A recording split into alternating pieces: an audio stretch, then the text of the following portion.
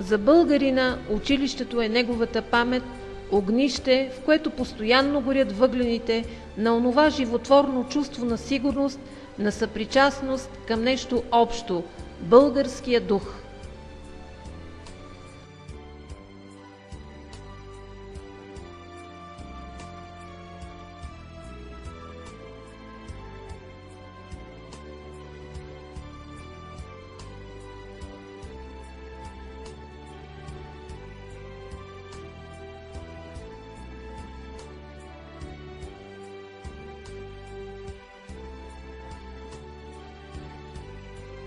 Янаки Дуков е учител и свещеник от Сапарева баня. Той се опитва да създаде революционен комитет в селото, заедно с Левски и с още 11 ученици от училището. Арестуван е от турците и е жестоко измъчван, но Янаки Дуков не предава апостола.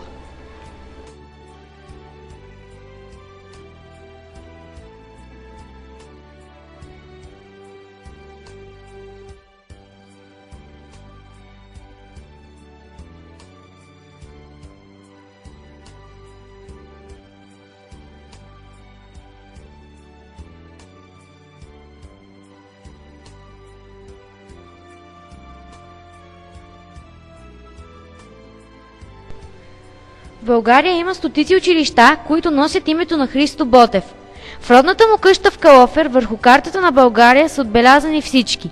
Гордеем се, че и нашето училище носи името на единствения гений в българската литература. Как ние го пренасяме във времето?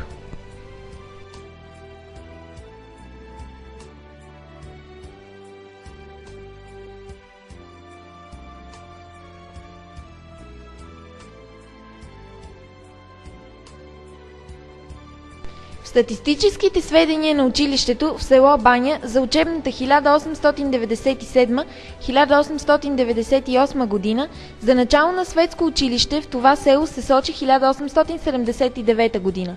По спомени, предавани от поколение на поколение и от бележки, открити по белите полета на стари черковни книги, използвани при обучението, се сочат имената на някои учители до освобождението.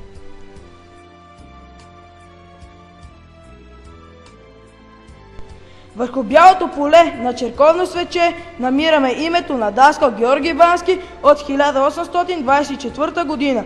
Името на Янаки Кръстев като учител и свещеник намираме в писмо на Самоколската митрополия, адресирано до него. Запазени са имената на Михаил Янакиев Кръстев, също Васил Абаджията, учителство и в Кюстендил през 1840-1841 година. Коте Коларски, Иван Моталджийски, Михаил Чучуганов и вероятно още много други, чието имена времето е заличило.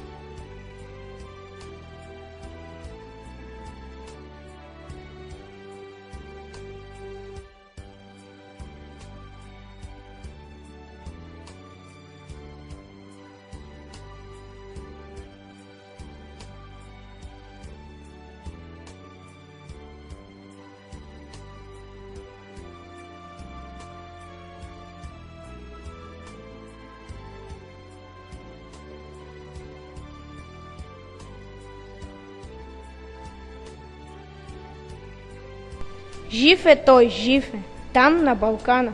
потънал в кърви, лежи и пъшка. Юнак с дълбока, на гърди и рана, юнак в младост и в сила мъжка.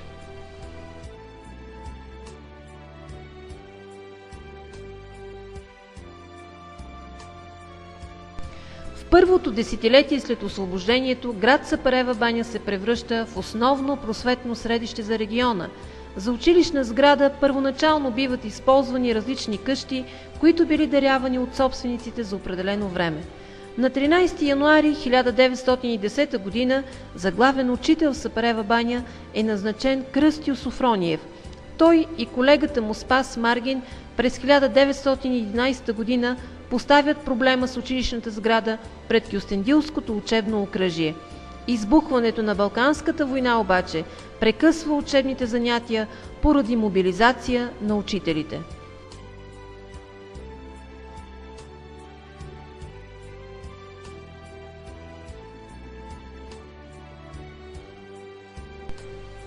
След войните цялото население взема при сърце делото, събират се пари, прави се комитет и на 11 октомври 1925 г.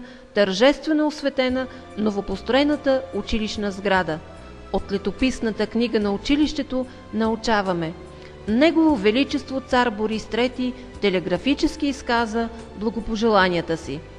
През 1930 г. в град Сапарева баня в същата учебна сграда се открива двугодишно практическо зимно училище по селско стопанство.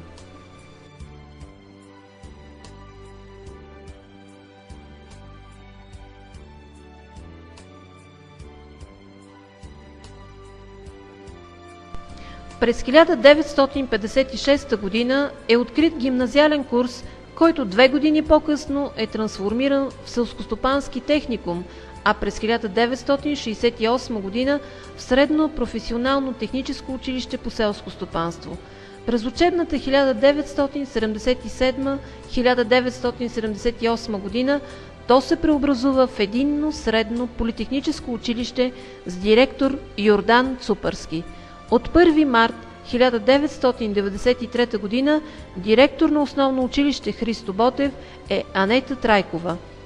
През учебната 1994-1995 г. училището се разделя на основно и средно професионално техническо училище по туризъм и лека промишленост Алеко Константинов, което по-настоящем е вече професионална гимназия по туризъм и администрация.